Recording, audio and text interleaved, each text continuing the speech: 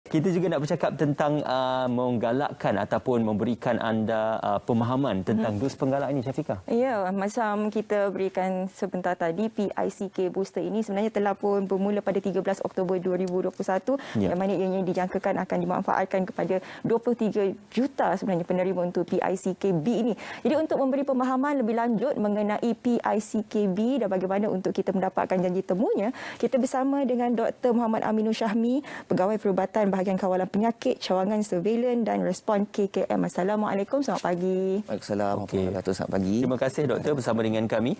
Kita sedia maklum untuk janji temu bagi dos penggalak di aplikasi MySejahtera sudah pun mula digerakkan oleh pihak kerajaan dalam tempoh beberapa bulan yang lalu. Untuk permulaan ini mungkin boleh diberikan respon tentang progres bagi dos penggalak yang sudah pun diberikan janji temu bagi mereka yang sudah dapat ataupun bagi mereka yang masih lagi menantikan janji temu tersebut. Okey, terima kasih Ismail dan Syafiqah. Jadi program pemberian dos penggalak ataupun booster ni sudah mula sejak bulan Oktober lalu. Pada mulanya asalnya kita mula berikan kepada petugas barisan hadapan daripada Kementerian Kesihatan Malaysia. Seterusnya apabila selesai golongan-golongan petugas barisan hadapan tu, kita continue forward kepada golongan-golongan yang diberi keutamaan seperti mereka yang berumur 60 tahun ke atas dan mempunyai penyakit-penyakit kronik seperti penyakit darah tinggi, kencing manis yang memberikan mereka risiko tinggi untuk mendapat penyakit COVID dan mempunyai simptom dan akan mempunyai simptom-simptom yang lebih teruklah.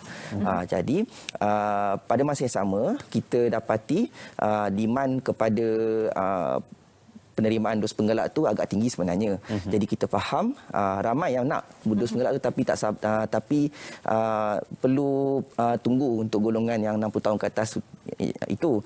Tapi dalam kalangan golongan 60 tahun ke atas yang diberi keutamaan itu juga ada yang rasa masih ragu-ragu ada yang masih rasa cukuplah 1 dan 2 dos, tak nak dos penggalak dah.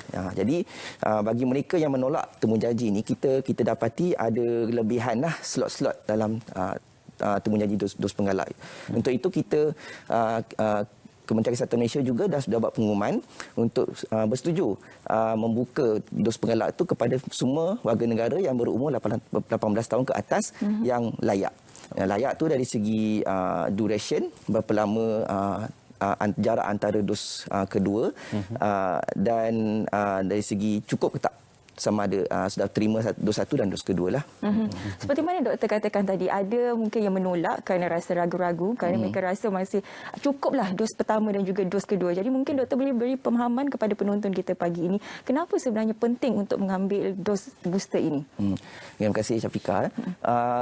Betapa pentingnya dos penggalak ni adalah sebab kita masih belum menang lah. Sebenarnya kita masih berada di dalam pandemik yang kita tak pasti berapa lama masa yang kita perlu ambil untuk menang dalam pandemik ni. Kita tak nampak lagi jalan penghujungnya lagi. Jadi kita rasa pandemik ni masih belum berakhir. Kita belum sampai lagi ke hujung dia dan timbul pula beberapa varian baru. Sebelum ni kita jumpa varian of concern kita Delta. Yang baru sekarang ni varian of concern kita adalah Omicron pula. Jadi apabila timbul varian-varian baru ni, kita dapati kadar imunisasi kita walaupun sudah lengkap dos 1 dan dos 2, kita dapati ada data dan statistik menunjukkan beberapa ada menunjukkan waning down lah, penurunan kadar imunisasi individu yang sudah lengkap dos 1 dan dos 2. Ini menunjukkan dan menunjukkan mereka juga ada risiko untuk mendapat semula penyakit COVID-19. Jadi kita perlu mulakan dos penggalak ni supaya kita memberikan satu senjata yang barulah ataupun pertahanan yang baru untuk individu semualah. Sebab kita bila kita nak melangkah ke fasa endemik bila kita nak melangkah fasa endemik, kita kena terima bahawa hakikatnya virus itu sudah berada dalam peringkat komuniti. Kita pergi mana-mana, kita kena faham semua tempat dah ada COVID. Tak kira kita duduk rumah saja, tak keluar rumah, kita mungkin duduk kat kawasan taman perumahan saja, tak pergi mana-mana pun pun. Tapi kita kena terima virus COVID-19 sudah ada di mana-mana. Jadi apakah pertahanan dan senjata yang kita ada untuk menghadapi fasa endemik ini? Inilah dos penggalak kita yang kita sediakanlah, yang disediakan kerajaan Malaysia. Jadi itulah pentingnya kenapa mereka yang yang layak, yang sudah terima dos 1 dan dos 2, kami galakkan, walaupun kami tak wajibkan lagi, kerajaan tak wajibkan lagi, tapi kami galakkan untuk mereka yang rasa mereka lebih terdedah kepada risiko-risiko COVID-19 ataupun mereka yang sering kali berulang-alik ke luar negara ataupun ada urusan-urusan kerja yang sentiasa menyebabkan mereka terdedah kepada orang awam, sekitar persekitaran luar. Jadi kami galakkan sesiapa sahaja untuk mendapatkan dos penggalak ataupun booster inilah. Okey. Apabila diceritakan dibuka kepada sesiapa saja yang layak, bagaimana pula tujuan dan juga proses mungkin untuk pendaftaran ataupun untuk mendapatkan maklumat lanjut, kalau boleh walk in ataupun kalau boleh mendaftar terlebih dahulu untuk dos penggalak tersebut, Doktor. Okey, terima kasih Cik Ismail. Jadi proses pendaftaran untuk mendapatkan dos penggalak ni sebenarnya adalah automatik. Bagi mereka yang sudah mempunyai akaun MySejahtera, yang sudah terima 2 dos melalui akaun MySejahtera itu, secara automatiknya mereka sudah berdaftar melalui MySejahtera untuk terima dos penggalak. Jadi persoalannya yang bagaimana untuk kita mendaftar untuk mendapat dos penggalak itu, sebenarnya jawapannya adalah tak perlu. Sebab apabila anda sudah terima dos 1 dan dos 2 melalui MySejahtera, dah suntik dah pun, dan dalam MySejahtera pun sudah lengkap perjalanan vaksin dos 1 dan dos 2, jadi automatik anda sudah berdaftar dalam MySejahtera. Jadi apakah langkah seterusnya? Tunggu sahajalah. Tunggu sahaja. Jadi tak perlu risau macam mana nak daftar, macam nak tulis nama, tak perlu. Tunggu sahaja. Kepada mereka yang sudah lengkap syarat-syarat ataupun kelayakan, mereka sudah pun berada dalam barisan menunggu. Jadi tunggu sahaja. Bila bercakap tunggu sahaja tu, tunggu tu sampai ke waktu bila? Sebab bila dah mengambil dos pertama dan dos kedua, sebab kita ada macam-macam jenis vaksin. Kalau doktor boleh pecahkan mengikut vaksin-vaksin ini, bila waktu yang sepatutnya ambil penggalak ataupun booster ini, dan juga mungkin ada sebarang vaksin yang disyorkan kepada sesuatu jenis vaksin ini. Okey, terima kasih untuk soalan tu. Okey, bab menunggu ni ramai yang tanyalah berapa lama nak tunggu kan. Okey. Jadi saya akan pecahkan kepada 3 lah kategori sebab kita di Malaysia ni secara amnya, secara keseluruhannya kita ada 3 jenis vaksin yang kita kena pastilah. Ada Sinovac, vaksin Pfizer dan AstraZeneca. Jadi Kementerian Kesihatan Malaysia dah gariskan beberapa panduan dan utama sekali bagi 3 kategori inilah berapakah jarak masa yang diperlukan untuk dikategorikan sebagai layak dan digalakkan untuk menerima dos penggalak ataupun booster. Jadi untuk mereka yang menerima Sinovac, syaratnya adalah 3 bulan selepas penerimaan dos kedua. Okey. Manakala untuk mereka yang menerima dos 1 dan dos 2 Pfizer ataupun AstraZeneca, syaratnya adalah 6 bulan selepas penerimaan dos kedua. Jadi apabila mereka dalam MySejahtera mereka sudah cukup syarat masa mereka, automatik kita akan berikan temujanji secara automatik melalui MySejahtera untuk dos penggalak. Walau bagaimanapun, buat masa sekarang ni kita masih memberi keutamaan kepada golongan yang berumur 60 tahun ke atas dan mempunyai penyakit kronik lah, seperti kecil manis, darah tinggi, asma, jadi buat masa sekarang ni jawapannya tunggu saja.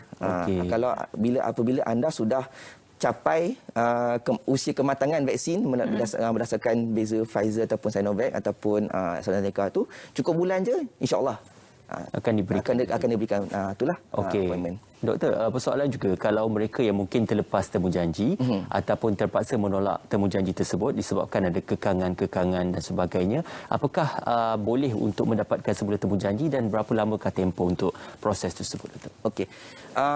Kita faham ada kadang-kadang temujanji itu diberikan secara rawak diberikan secara rawak berdasarkan tempat terakhir yang individu ni berdaftar dalam MySejahtera, dan masa dan tarikh itu tak menentulah.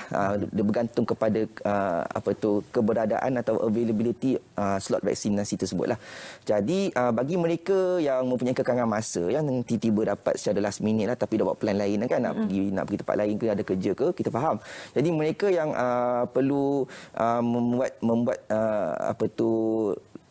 temu janji semula ataupun nak kena reject dulu ke, mereka boleh boleh datang dulu PVV ataupun klinik yang diberikan tarikh vaksin tersebut tu.